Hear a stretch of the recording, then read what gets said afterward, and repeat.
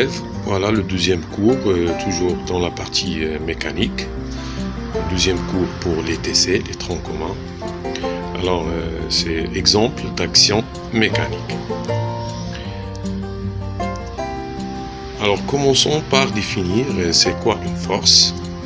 Bien, on parle ici d'une action mécanique. Alors, une action mécanique est définie par son effet.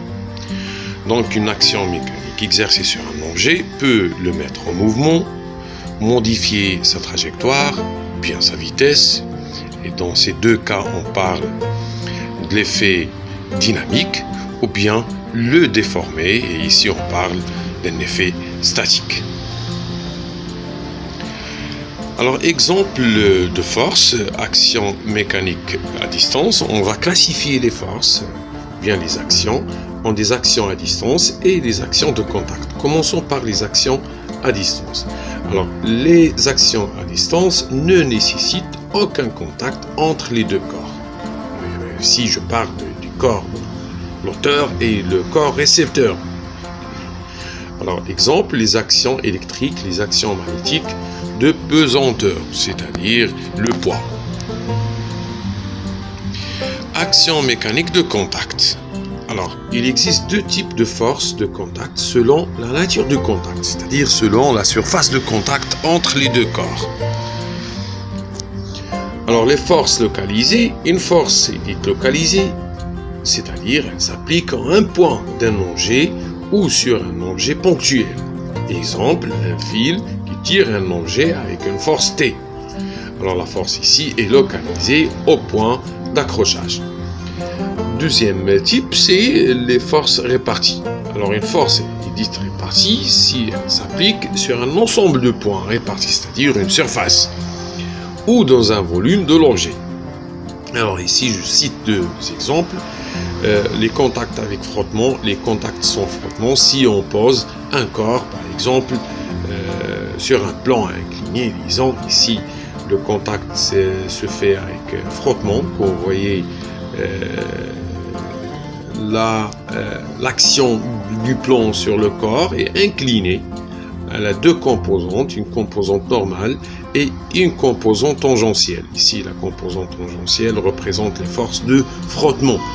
Dans le cas où on a l'absence de frottement, dans ce cas, on aura tout simplement R perpendiculaire au plan du contact ou bien à la surface de contact entre les deux plans. C'est-à-dire que RT ici égale à 0. Mais on a toujours Rn, la composante normale. Les forces intérieures et les forces extérieures. Alors, les forces extérieures, si la force exercée sur le système par un objet qui n'appartenant pas à ce système. Dans ce cas, on dit une force extérieure. La force intérieure, si les deux corps, l'auteur et le récepteur, appartiennent au même système, le système étudié. On appelle force intérieure une force exercée par une partie du système sur une autre partie du même système. La force pressante et pression. Or, la notion de la force pressante. Dans leur mouvement désordonné, les molécules constituant un fluide, ici on parle d'un gaz ou bien liquide, subissent une multitude de chocs sur les parois du récipient, les parois intérieures du récipient qui les contient. Il résulte de ces chocs une action qui s'exerce sur la paroi modélisée par ce qu'on appelle une force pressante. Donc les chocs, on a des milliers ou bien des millions de chocs entre les molécules constituant le fluide, soit un gaz, soit un liquide, avec les parois du récipient qui contient ce corps, ce fluide ou bien ce liquide ou bien gaz. Alors, on parle d'une force résultante de ces chocs. Cette force est appelée force pressante. Alors, quelles sont les caractéristiques de la force pressante? Alors, elle est dirigée toujours d'une façon perpendiculaire à la surface de la paroi sur laquelle elle s'applique. Sa valeur s'exprime, puisque c'est une force, c'est en newton. D'accord? Alors, elle est dirigée toujours vers l'extérieur, hein, du liquide vers l'extérieur, ou bien du gaz vers l'extérieur. La force pressante exercée par un fluide sur la surface d'une paroi plane est représentée par un vecteur dont les caractéristiques sont les suivantes. Point d'application, c'est le centre de la surface. La direction perpendiculaire à la surface, le sens est du fluide, comme dire, vers la surface ou bien vers l'extérieur.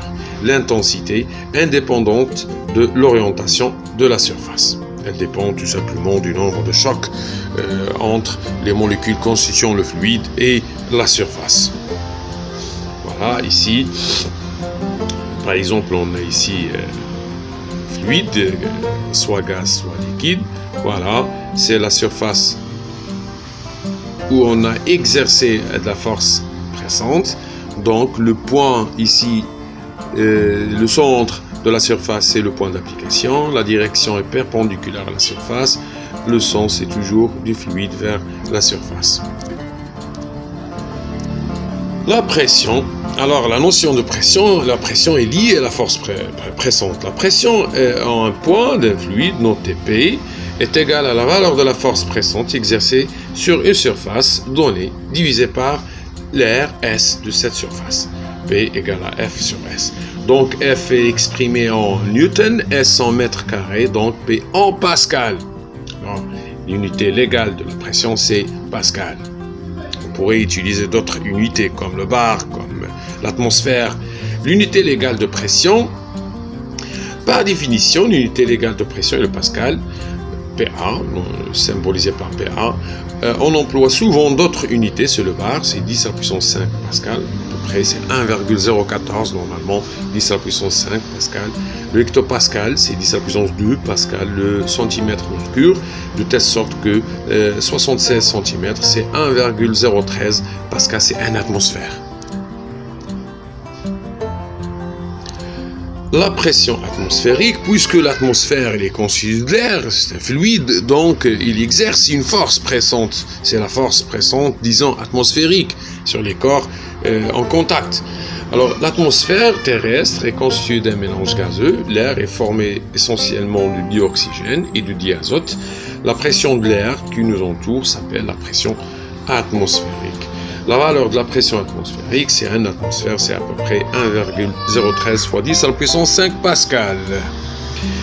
Mesure de la pression d'un gaz, on pourrait utiliser deux types d'appareils pour mesurer la pression.